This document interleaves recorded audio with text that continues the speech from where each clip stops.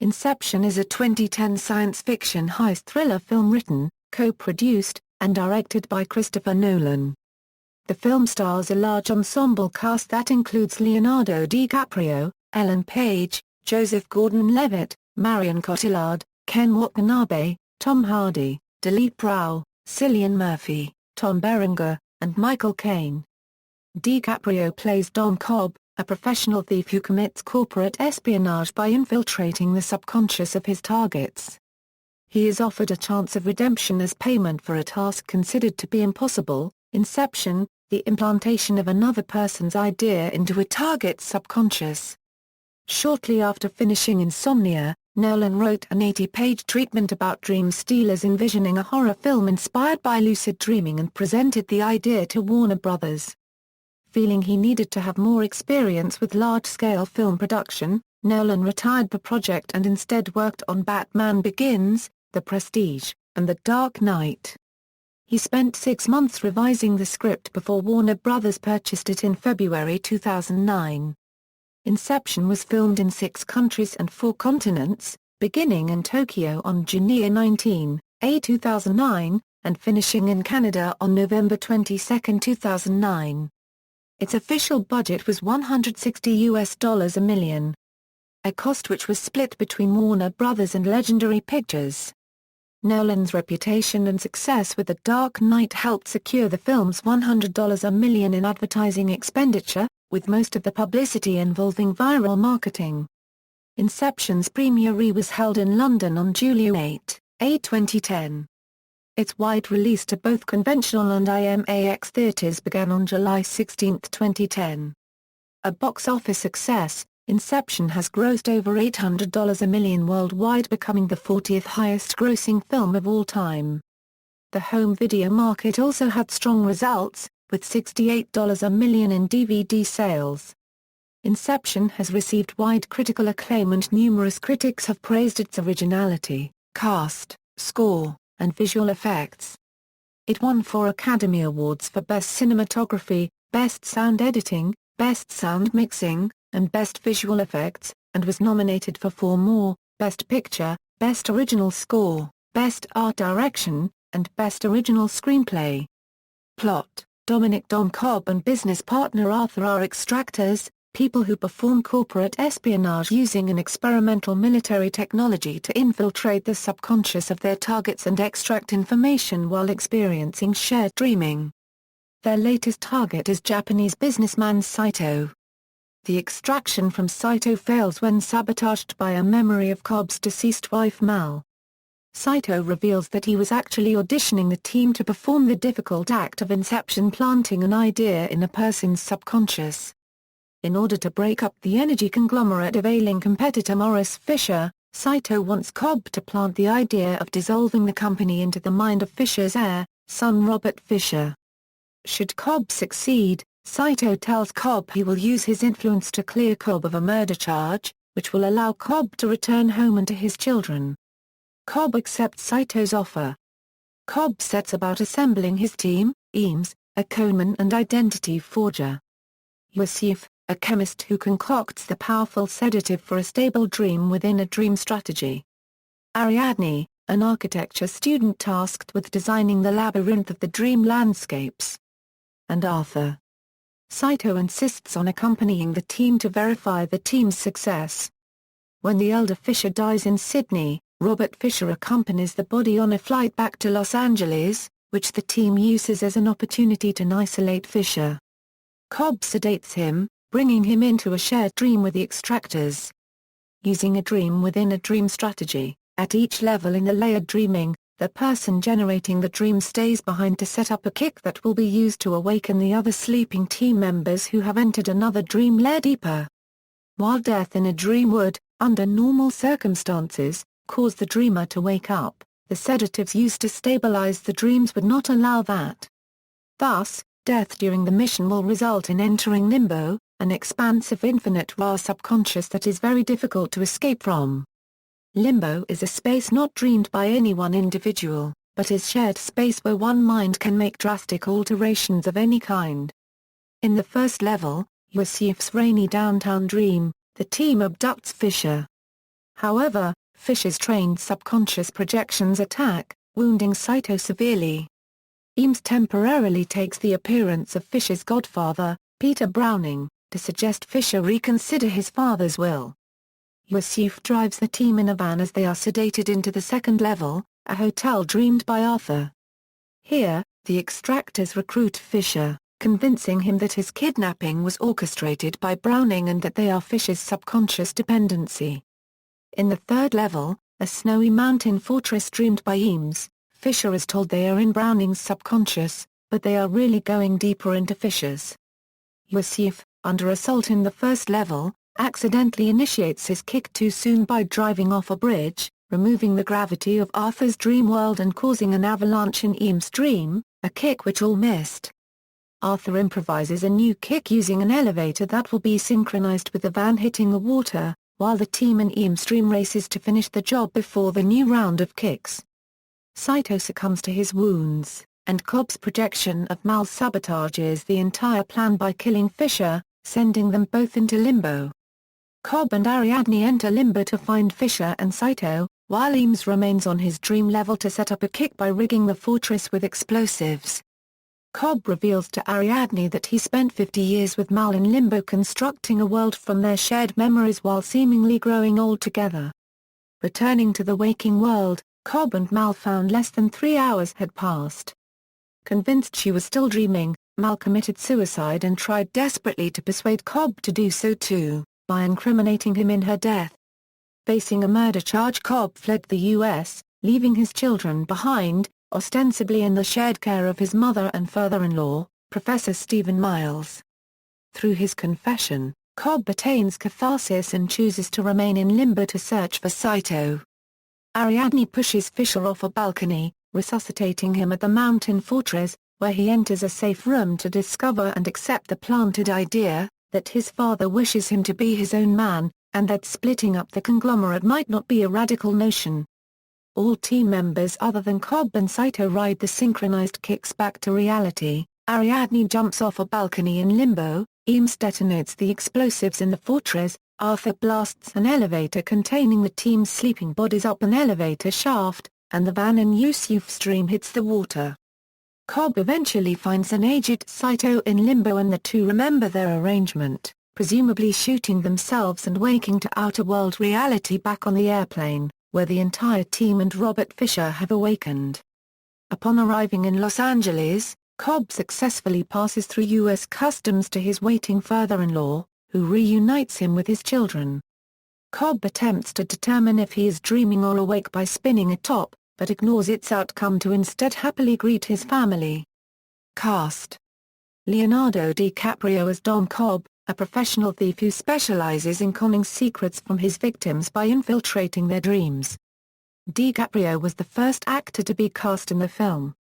Nolan had been trying to work with the actor for years and met him several times, but was unable to convince him to appear in any of his films until Inception. Both Brad Pitt and Will Smith were offered the role, according to The Hollywood Reporter. Joseph Gordon-Levitt as Arthur, Cobb's partner who manages and researches the missions.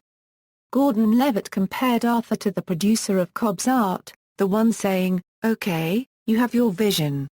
Now I'm going to figure out how to make all the nuts and bolts work so you can do your thing."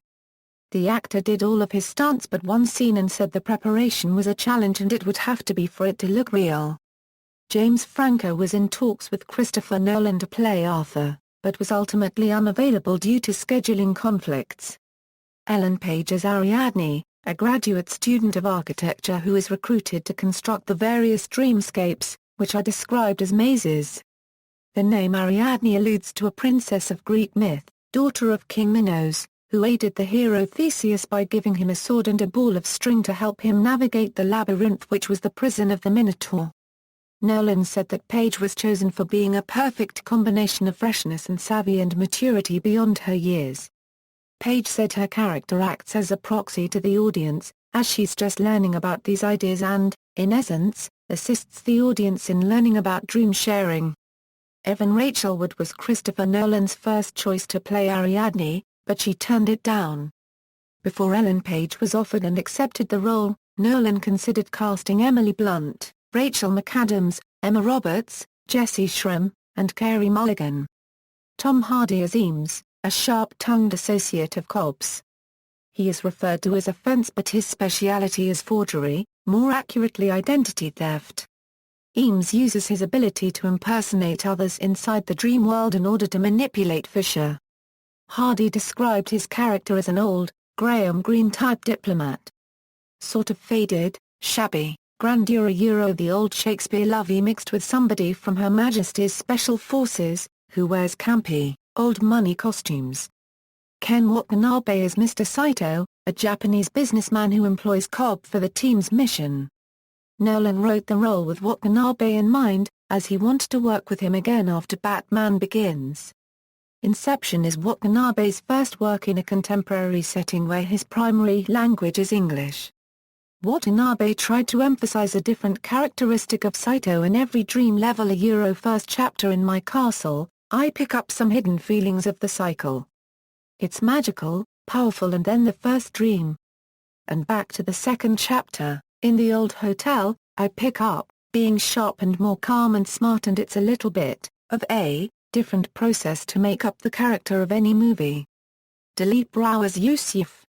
Rao describes Yusuf as an avant-garde pharmacologist, who is a resource for people, like Cobb, who want to do this work unsupervised, unregistered and unapproved of by anyone.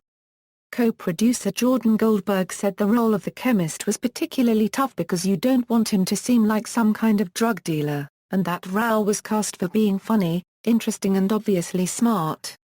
Cillian Murphy as Robert Michael Fisher, the heir to a business empire and the team's target. Murphy said Fisher was portrayed as a petulant child who's in need of a lot of attention from his father. He has everything he could ever want materially, but he's deeply lacking emotionally. The actor also researched as Sons of Rupert Murdoch, to add to that the idea of living in the shadow of someone so immensely powerful. Tom Berenger as Peter Browning, Robert Fisher's godfather and fellow executive at the Fisher's Company. Berenger said Browning acts as a surrogate father to Robert, who calls the character Uncle Peter, and emphasized that Browning has been with Robert his whole life and has probably spent more quality time with him than his own father. Marion Cotillard as Mal Cobb, Dom's deceased wife. She is a manifestation of Dom's guilt about the real cause of Mal's suicide. He is unable to control these projections of her, challenging his abilities as an extractor. Nolan described Mal as the essence of the femme fatale, and DiCaprio praised Cotillard's performance, saying that she can be strong and vulnerable and hopeful and heartbreaking all in the same moment, which was perfect for all the contradictions of her character. Pete Postlethwaite as Morris Fisher, Robert Fisher's father and the dying founder of a business empire. The film became the first of Postlethwaite's final 3 film roles before his death in early 2011. Michael Caine as Professor Stephen Miles, Cobb's mentor and father-in-law, and Ariadne's college professor who recommends her to the team.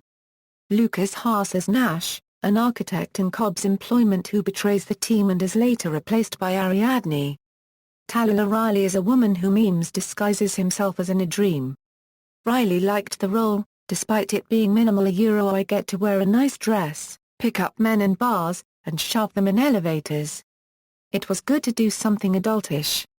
Usually I play 15-year-old English schoolgirls. Production, development. Initially, Nolan wrote an 80-page treatment about dream stealers. Originally, Nolan had envisioned Inception as a horror film, but eventually wrote it as a heist film, even though he found that traditionally, they are very deliberately superficial in emotional terms. Upon revisiting his script, he decided that basing it in that genre did not work because the story relies so heavily on the idea of the interior state, the idea of dream and memory. I realized I needed to raise the emotional stakes. Nolan worked on the script for 9 to 10 years. When he first started thinking about making the film, Nolan was influenced by that era of movies where you had The Matrix, you had Dark City, you had The 13th Floor and, to a certain extent, you had Memento too. They were based in the principles that the world around you might not be real. Nolan first pitched the film to Warner Brothers in 2001, but then felt that he needed more experience making large-scale films, and embarked on Batman Begins and The Dark Knight. He soon realized that a film like Inception needed a large budget because as soon as you're talking about dreams, the potential of the human mind is infinite. And so the scale of the film has to feel infinite. It has to feel like you could go anywhere by the end of the film. And it has to work on a massive scale. After making The Dark Knight, Nolan decided to make Inception and spent 6 months completing the script. Nolan states that the key to completing the script was wondering what would happen if several people shared the same dream.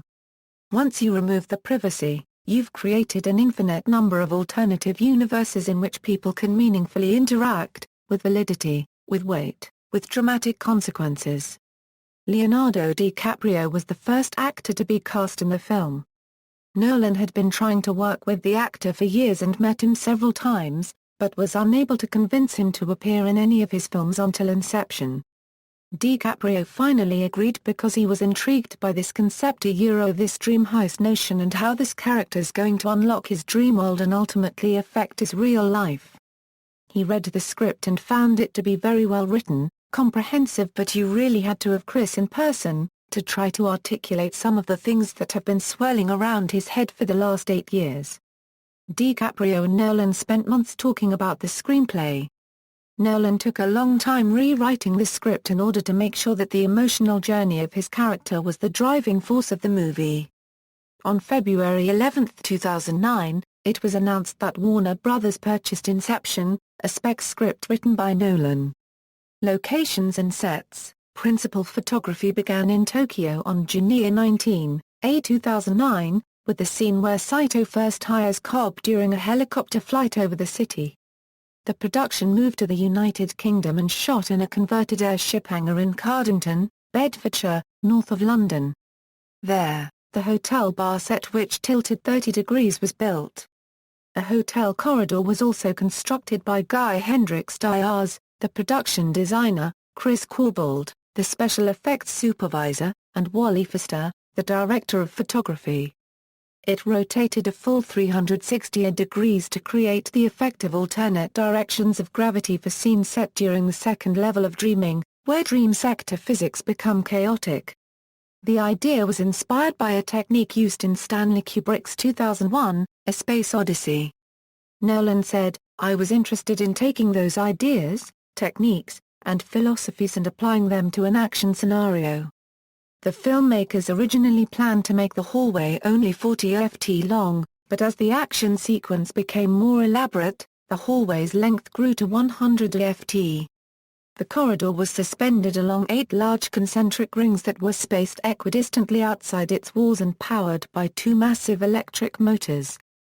Joseph Gordon-Levitt, who plays Arthur, spent several weeks learning to fight in a corridor that spun like a giant hamster wheel. Nolan said of the device, "It was like some incredible torture device. We thrashed Joseph for weeks, but in the end we looked at the footage, and it looks unlike anything any of us has seen before. The rhythm of it is unique, and when you watch it, even if you know how it was done, it confuses your perceptions. It's unsettling in a wonderful way." Gordon-Levitt remembered, "It was 6 weeks of just, like, coming home at night battered. The light fixtures on the ceiling are coming around on the floor, and you have to choose the right time to cross through them, and if you don't, you're going to fall." On July 15, 2009, filming took place at University College London for the sequences occurring inside the Paris College of Architecture in the story, including the library, Flaxman Gallery and Gustave Tuck Theatre. Filming moved to France where they shot Cobb entering the College of Architecture and the pivotal scenes between Ariadne and Cobb, in a bistro and then on the Burr-Hakeem Bridge. For the explosion that takes place during the bistro scene, the local authorities would not allow the actual use of explosives.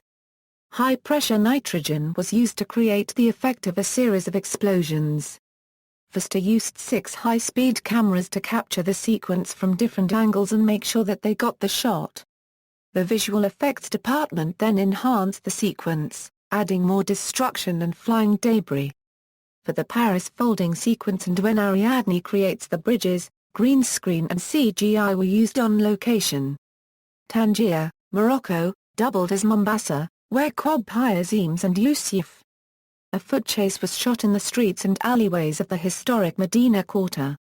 To capture this sequence, Pfister employed a mix of handheld camera and Steadicam work. Tangier was also used to film an important riot scene during the initial foray into Saito's mind. Filming moved to the Los Angeles area, where some sets were built on a Warner Brothers sound stage, including the interior rooms of Saito's Japanese castle. The dining room was inspired by the Naijo castle built around 1603. These sets were inspired by a mix of Japanese architecture and Western influences. The production also staged a multi-vehicle car chase on the streets of downtown Los Angeles, which involved a freight train crashing down the middle of a street. To do this, the filmmakers configured a train engine on the chassis of a tractor-trailer. The replica was made from fiberglass molds taken from authentic train parts and then matched in terms of color and design. Also, the car chase was supposed to be set in the midst of a downpour, but the LA weather stayed typically sunny. The filmmakers were forced to set up elaborate effects to give the audience the impression that the weather was overcast and soggy. LA was also the site of the climactic scene where a Ford Econoline van flies off the Schuyler Bridge in slow motion. This sequence was filmed on and off for months, with the van being shot out of a cannon, according to actor Dileep Rao. Capturing the actors suspended within the van in slow motion took a whole day to film. Once the van landed in the water, the challenge for the actors was not to panic. And when they ask you to act, it's a bit of an ask, explained Cillian Murphy. The actors had to be underwater for 4 to 5 minutes while drawing air from scuba tanks. Underwater body breathing is shown in this sequence. Cobb's house was in Pasadena. The hotel lobby was filmed at the CAA building in Century City. Limbo was made on location in Los Angeles and Morocco, with a beach scene filmed at Palos Verdes Beach with CGI buildings. N Hope Street in Los Angeles was the primary filming location for Limbo, with green screen and CGI being used to create the dream landscape. The final phase of principal photography took place in Alberta in late November 2009. The location manager discovered a temporarily closed ski resort, Fortress Mountain. An elaborate set was assembled near the top station of the Canadian chairlift, taking 3 months to build. The production had to wait for a huge snowstorm, which eventually arrived. The ski chase sequence was inspired by Nolan's favorite James Bond film, On Her Majesty's Secret Service. What I liked about it that we've tried to emulate in this film is there's a tremendous balance in that movie of action and scale and romanticism and tragedy and emotion. Cinematography. The film was shot primarily in the anamorphic format on 35mm film, with key sequences filmed on 65mm, and aerial sequences in VistaVision. Nolan did not shoot any footage with IMAX cameras as he had with A Dark Knight. We didn't feel that we were going to be able to shoot in IMAX because of the size of the cameras, because this film, given that it deals with a potentially surreal area, the nature of dreams and so forth, I wanted it to be as realistic as possible. Not be bound by the scale of those IMAX cameras, even though I love the format dearly. In addition, Nolan and Pfister tested using ShowScan and Super Dimension 70 as potential large-format high-frame-rate camera systems to use for the film, but ultimately decided against either format. Sequences in slow motion were filmed on a Photosonics 35mm camera at speeds of up to 1,000 frames per second. Wally Pfister tested shooting some of these sequences using a high-speed digital camera, but found the format to be too unreliable due to technical glitches. Out of 6 times that we shot on the digital format, we only had one usable piece and it didn't end up in the film. Out of the 6 times we shot with the Photosonics camera and 35mm running through it, every single shot was in the movie. Nolan also chose not to shoot any of the film in 3D as he prefers shooting on film using prime lenses, which is not possible with 3D cameras. Nolan has also criticized the dim image that 3D projection produces, and disputes the traditional film does not allow realistic depth perception, saying I think it's a misnomer to call it 3D versus 2D. The whole point of cinematic imagery is it's three-dimensional. 95% of our depth cues come from occlusion, resolution, color and so forth, so the idea of calling a 2D movie a 2D movie is a little misleading. Nolan did test converting Inception into 3D in post-production but decided that, while it was possible, he lacked the time to complete the conversion to a standard he was happy with. In February 2011, Jonathan Lee Besman suggested that Warner Brothers were attempting a 3D conversion for Blu-ray release. Wally Pfister gave each location and dream level a distinctive look. The mountain fortress appears sterile and cool, the hotel hallways have warm hues, and the scenes in the van are more neutral. This was done to aid the audience's recognition of the narrative's location during the heavily cross-cut portion of the film. Nolan has said that the film deals with levels of reality, and perceptions of reality, which is something I'm very interested in. It's an action film set in a contemporary world, but with a slight science fiction bent to it, while also describing it as very much an ensemble film structured somewhat as a heist movie. It's an action-adventure that spans the globe. Visual effects. For dream sequences in Inception, Nolan used little computer-generated imagery, preferring practical effects whenever possible. Nolan said, "It's always very important to me to do as much as possible in camera, and then, if necessary, computer graphics are very useful to build on or enhance what you have achieved physically." To this end, visual effects supervisor Paul Franklin built a miniature of the mountain fortress set and then blew it up for the film. For the fight scene that takes place in zero gravity, he used CG-based effects to subtly bend elements like physics, space and time. The most challenging effect was the Limbo City level at the end of the film because it continually developed during production. Franklin had artists build concepts while Nolan gave his ideal vision, something glacial, with clear modernist architecture, but with chunks of it breaking off into the sea like icebergs. Franklin and his team ended up with something that looked like an iceberg version of Gotham City with water running through it. They created a basic model of a glacier and then designers created a program that added elements like roads, intersections and ravines until they had a complex, yet organic-looking, cityscape. For the Paris folding sequence, Franklin had artists producing concept sketches and then they created rough computer animations to give them an idea of what the sequence looked like while in motion. Later during principal photography, Nolan was able to direct Leonardo DiCaprio and Ellen Page based on this rough computer animation Franklin had created.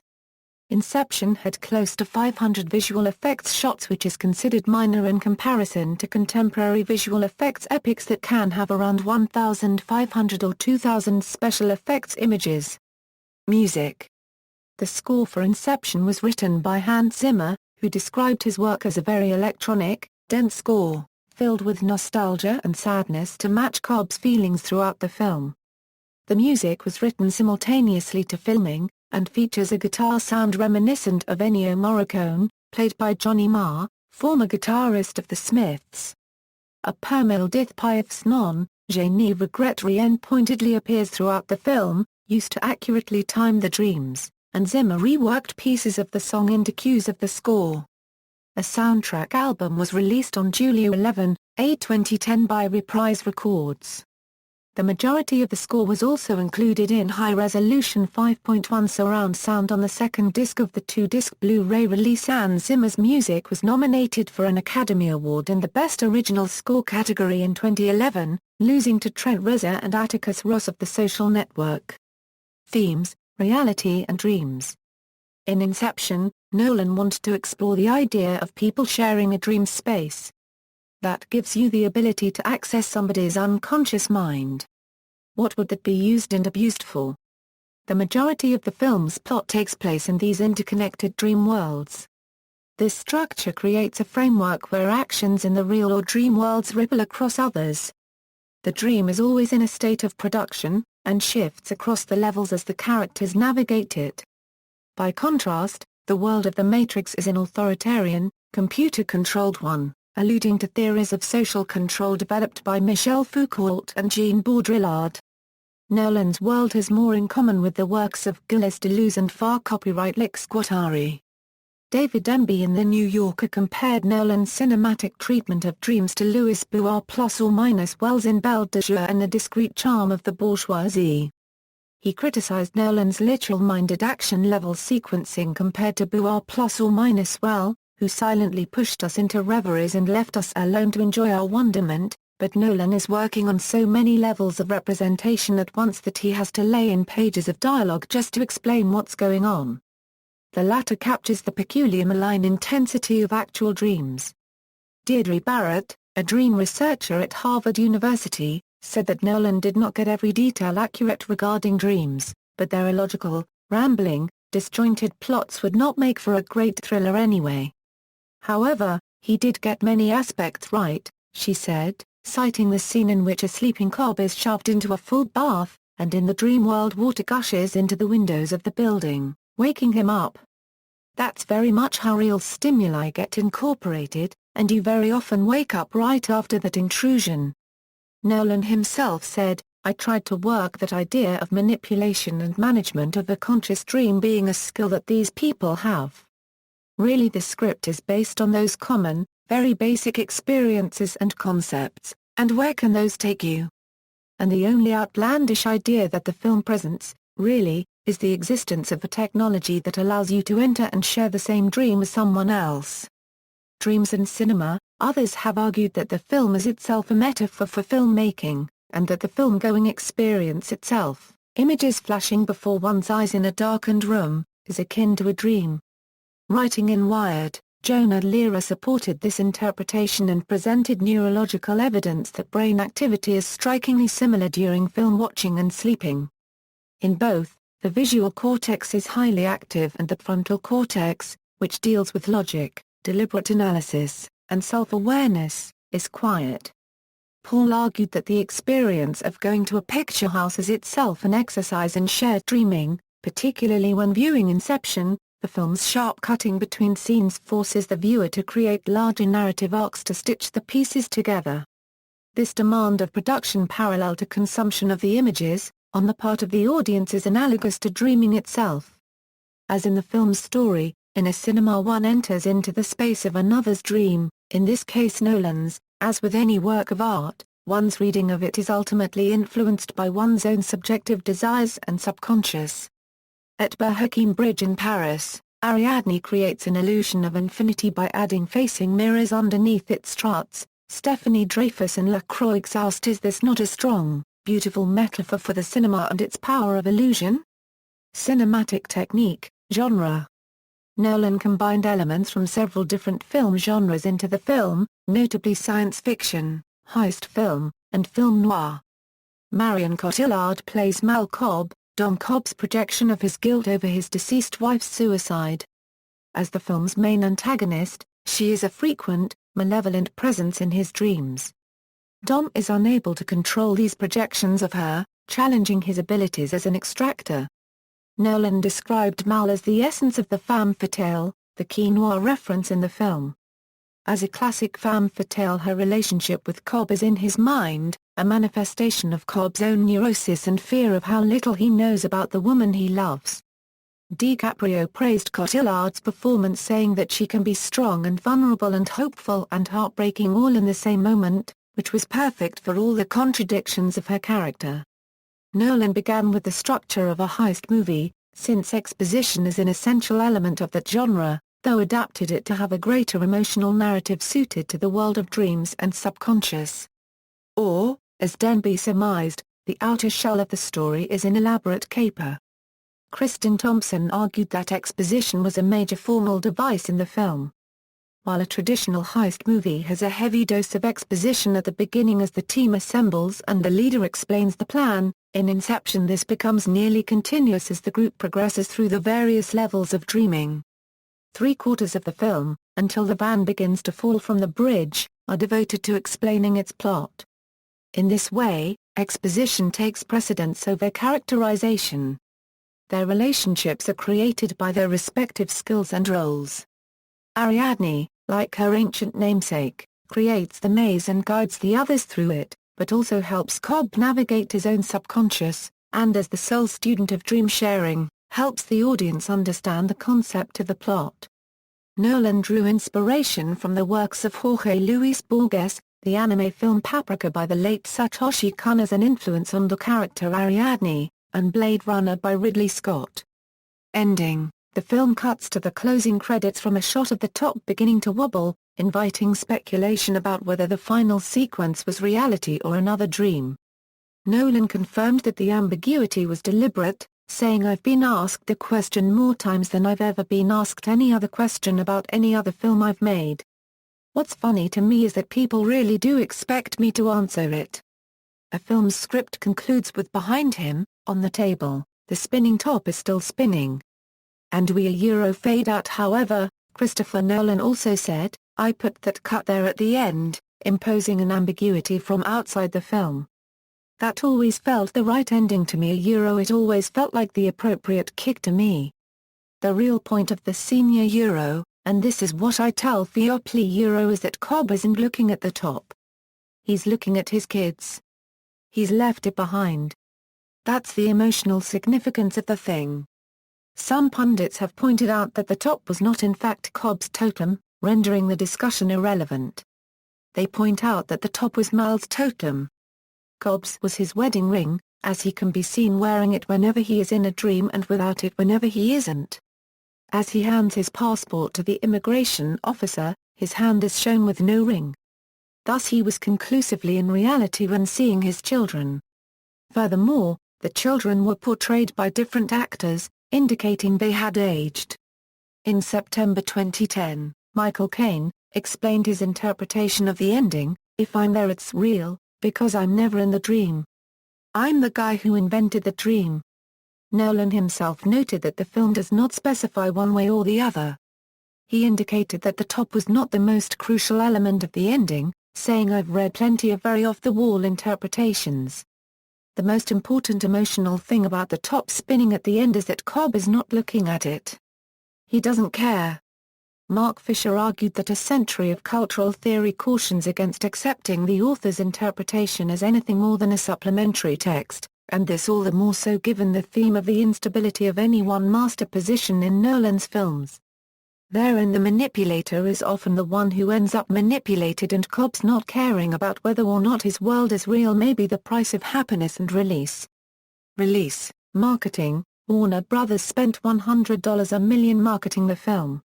Although Inception was not part of an existing franchise, Sue Kroll, president of Warner's worldwide marketing, said the company believed it could gain awareness due to the strength of Christopher Nolan as a brand. Kroll declared that "We don't have the brand equity that usually drives a big summer opening, but we have a great cast and a fresh idea from a filmmaker with a track record of making incredible movies. If you can't make those elements work, it's a sad day." The studio also tried to maintain a campaign of secrecy as reported by the senior VP of Interactive Marketing, Michael Tritter. "You have this movie which is going to have a pretty big built-in fan base. But you also have a movie that you are trying to keep very secret. Nolan really likes people to see his movies in a theater and not see it all beforehand, so everything that you do to market theater at least early on is with an eye to feeding the interest to fans." A viral marketing campaign was employed for the film. After the revelation of the first teaser trailer, in August 2009, the film's official website featured only an animation of Cobb's spinning top. In December, the top toppled over and the website opened the online game Mindcrime, which upon completion revealed Inception's poster. The rest of the campaign unrolled after WonderCon in April 2010, where Warner gave away promotional T-shirts featuring the PASIV briefcase used to create the dream space, and had a QR code linking to an online manual of the device. Mindcrime also received a stagiaire 2 with more resources, including a hidden trailer for the movie. More pieces of viral marketing began to surface before Inception's release, such as a manual filled with bizarre images and text sent to Wired magazine, and the online publication of posters, ads, phone applications, and strange websites all related to the film. Warner also released an online prequel comic, Inception, The Kobold Job. The official trailer released on May 10, 2010 through Mind Game was extremely well received. It featured an original piece of music, Mind Heist, by recording artist Zach Hemsey, rather than music from the score. The trailer quickly went viral with numerous mass-ups copying its style, both by amateurs on sites like YouTube and by professionals on sites such as College Humor. On June 7, 2010, a behind-the-scenes featurette on the film was released in HD on Yahoo! Movies. Home media. Inception was released on DVD and Blu-ray on December 3, 2010, in France, and the week after in the UK and USA. Warner Brothers also made available in the United States a limited Blu-ray edition packaged in a metal replica of the PASIV briefcase, which included extras such as a metal replica of the spinning top totem. With a production run of less than 2,000, it sold out in one weekend. Putative video game. In a November 2010 interview, Nolan expressed his intention to develop a video game set in the Inception world, working with a team of collaborators. He described it as a longer-term proposition, referring to the medium of video games as something I've wanted to explore. Possible sequels. When asked if there will be a sequel, Nolan responded €OEITA unregistered trademark S not something I want to say no to, but ETA unregistered trademark S not something EA unregistered trademark they given a lot of thought about Tom Hardy said he and the rest of the cast had signed on for possible sequels, but is unsure if there will be any. Reception. Box office earnings. Inception was released in both conventional and IMAX theaters on July 16, 2010. The film had its world premiere at Leicester Square in London, United Kingdom on July 8, 2010. In the United States and Canada, Inception was released theatrically in 3,792 conventional theaters and 195 IMAX theaters.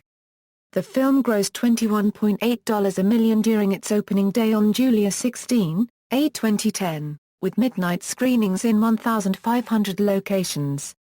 Overall the film made $62.7 million and debuted at number 1 on its opening weekend.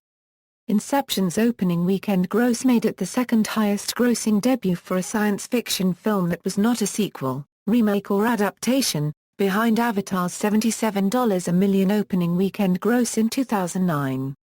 The film held the top spot of the box office rankings in its second and third weekends, with drops of just 32% and 36% respectively, before dropping to second place in its fourth week, behind The Other Guys.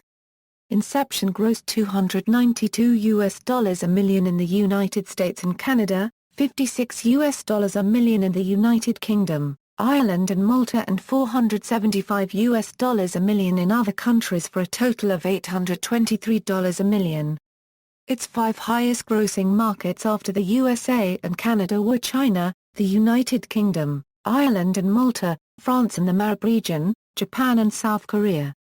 It was the 6th highest grossing film of 2010 in North America, and the 4th highest internationally, behind Toy Story 3. Alice in Wonderland and Harry Potter and the Deathly Hallows, Part 1. The film currently stands as the 38th highest grossing of all time. Inception is the third most lucrative production in Christopher Nolan's career behind The Dark Knight and The Dark Knight Rises and the second most for Leonardo DiCaprio behind Titanic. Critical reception. Rotten Tomatoes gave the film a score of 86% based on reviews from 284 critics, with an average score of 8/10. The website reported the critical consensus as smart, innovative, and thrilling. Inception is that rare summer blockbuster that succeeds viscerally as well as intellectually. Metacritic, another review aggregator, assigned the film a weighted average score of 74 based on 42 reviews from mainstream critics, considered to be generally favorable reviews. In polls conducted by CinemaScore during the opening weekend, cinemagoers gave Inception an average score of B+. While some critics have tended to view the film as perfectly straightforward, and even criticize its overarching themes as the stuff of torpid platitudes, online discussion has been much more positive. Heated debate has centered on the ambiguity of the ending, with many critics like Devin Faraci making the case that the film is self-referential and tongue-in-cheek, both a film about filmmaking and a dream about dreams. Other critics read Inception as Christian allegory and focus on the film's use of religious and water symbolism. Yet other critics, such as Kristen Thompson, see less value in the ambiguous ending of the film and more in its structure and novel method of storytelling, highlighting Inception as a new form of narrative that revels in continuous exposition. Whatever its meaning, the film has had excellent reviews in general. Perhaps playing off the film's game imagery, Rolling Stone magazine's Peter Travers called Inception a wildly ingenious chess game, and concluded the result is a knockout. In Variety, Justin Chang praised the film as a conceptual tour de force, and wrote, applying a vivid sense of procedural detail to a fiendishly intricate yarn set in the labyrinth of the unconscious mind, the writer-director has devised a heist thriller for surrealists, a Jungian's rififi, that challenges viewers to sift through multiple layers of reality. Jim Beveda of IGN rated the film as perfect, deeming it a singular accomplishment from a filmmaker who has only gotten better with each film. Relevant magazine's David Rourke called it Nolan's greatest accomplishment, saying, visually, intellectually and emotionally, Inception is a masterpiece.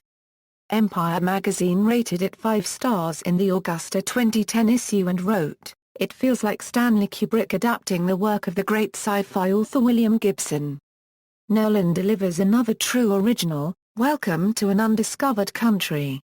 Entertainment Weekly gave the film a B+ rating and Lisa Schwartzbaum wrote, it's a rolling explosion of images as hypnotizing and sharply angled as any in a drawing by M.C. Escher or a State of the Biz video game.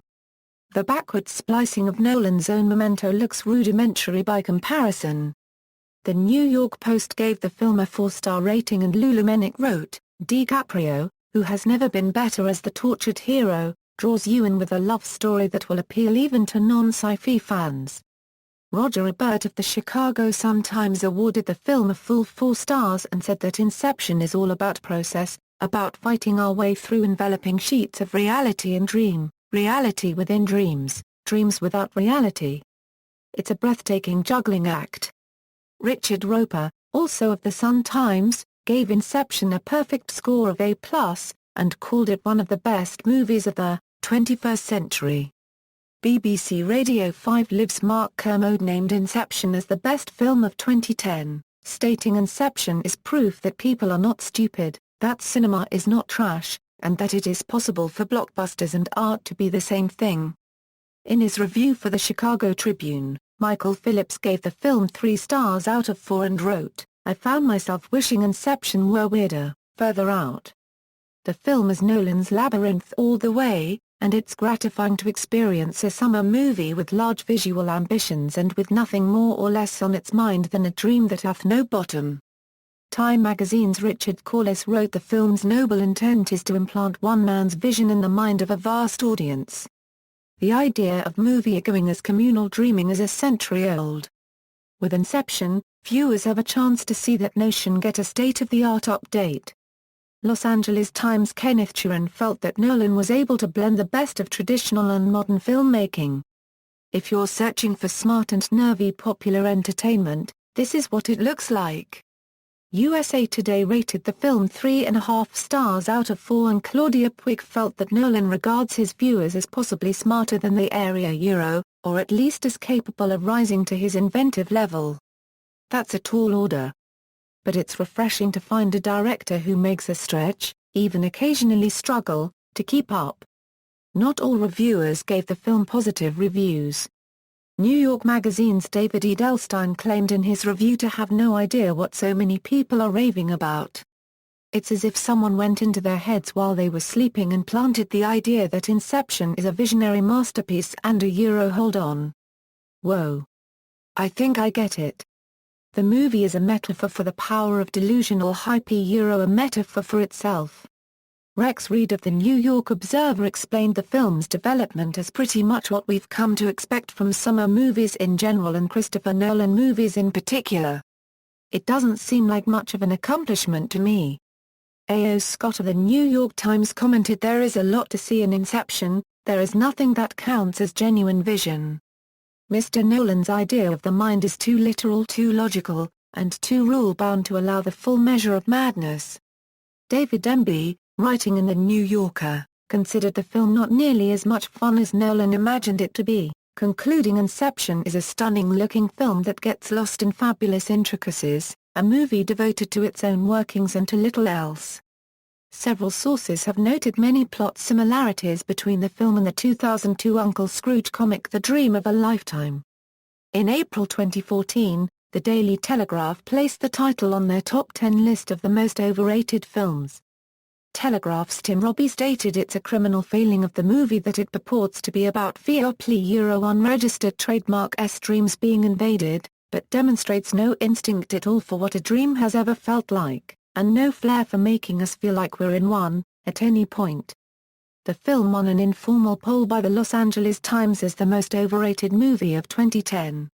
In March 2011, the film was voted by BBC Radio 1 and BBC Radio 1 Extra listeners as their 9th favourite film of all time. In 2012, Inception was ranked the 35th best edited film of all time by the Motion Picture Editors Guild. In the same year, Total Film named it the most rewatchable movie of all time.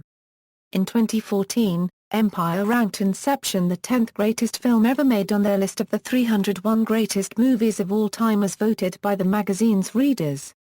Accolades. Inception appeared on over 273 critics' lists of the top 10 films of 2010, being picked as number 1 on 55 of those lists. It was the second most mentioned film in both the top 10 and number 1 lists, only behind The Social Network, and was one of the most critically acclaimed films of 2010, alongside the former, The King's Speech and Black Swan. The film won many awards in technical categories, such as Academy Awards for Best Cinematography, Best Sound Editing, Best Sound Mixing, and Best Visual Effects, and the British Academy Film Awards for Best Production Design, Best Special Visual Effects and Best Sound. In most of its artistic nominations, such as Film, Director and Screenplay at the Oscars, BAFTAs and Golden Globes, the film was defeated by The Social Network and The King's Speech. However, the film did win the 2 highest honors for a science fiction or fantasy film, the 2011 Bradbury Award for Best Dramatic Production and the 2011 Hugo Award for Best Dramatic Presentation, Long Form. See also. Suggestion, references. Further reading. External links, official website, Inception at the Internet Movie Database, Inception at AllMovie.